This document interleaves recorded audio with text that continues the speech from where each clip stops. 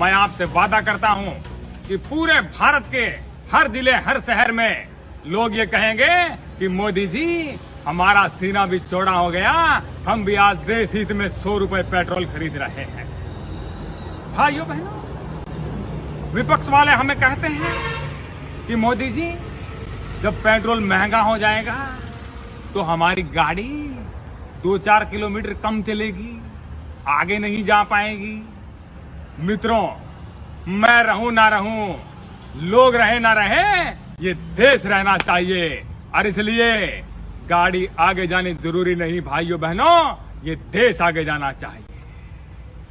भाइयों बहनों, जिस प्रकार से देश हित में हमने पेट्रोल की कीमत 100 रुपए की है और आप सब सहयोग करेंगे, ये मुझे पूरा विश्वास है।